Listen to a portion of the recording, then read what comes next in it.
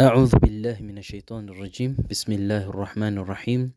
الحمد لله رب العالمين. الحمد لله وصلى الله على نبيه ومصطفاه محمد وعلى آله وأصحابه ومقرئ القرآن مع محبه أما بعد.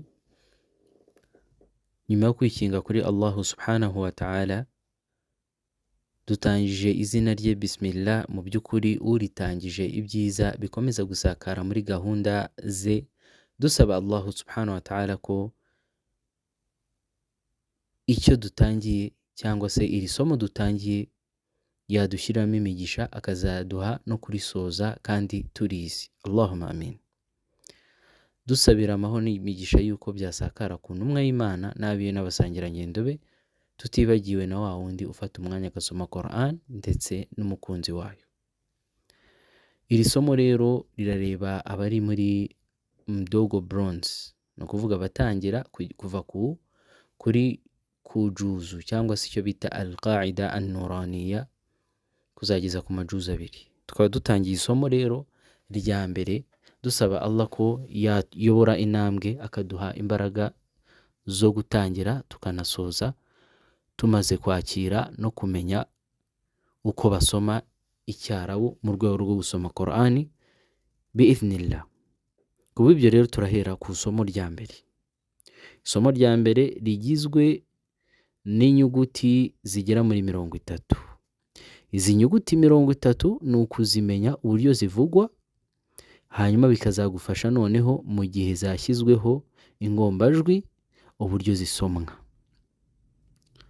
Nkuko mubibona hano hejuru handitse bismillahir rahmanir rahim. Nkuko mubizi ko gutangiza izina ry'Uwiteka ni ukugira ngo umugisha usakare ndetse n'umugenzo w'intumwa y'Imana. Aho mubonaho umutuku rero hatangiye hitwa ad-darsul awwal cyangwa se isomo rya mbere. Hanyuma huruful hijai al-mufrada, dutangiye na alfabe cyangwa se inyuguti. Kuri uyu munsi wa none rero turahera ku nyuguti eshanu za mbere mu nyuguti 30. Ubwo umunsi wa mbere uzarangira tumaze gusobanukirwa inyuguti eshanu n'uburyo bazisoma. Nanibutsa ko abafite application nk'iyo nabahaye ya qaida an-nuraniya ibafasha gukora iki? Ibafasha gusobanukirwa aho yibeshye akaba yakanda nk'inyuguti akaba yayimenya insha Allah. Ubwo rero ku isomo rya mbere turatangira n'inyuguti bita alif, bayisoma alif. Iya kabiri bayisoma ba. Iya gatatu bayisoma ta.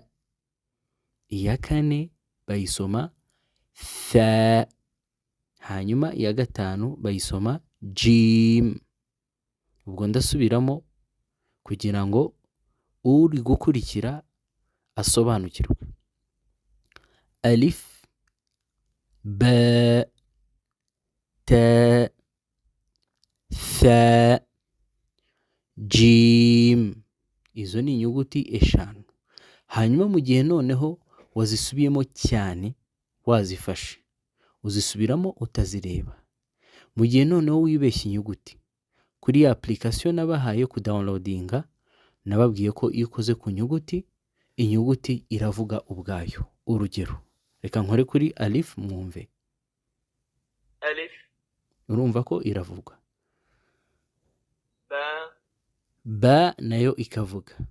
Wenda ugeze kuri jim utarayimenya uyikandaho.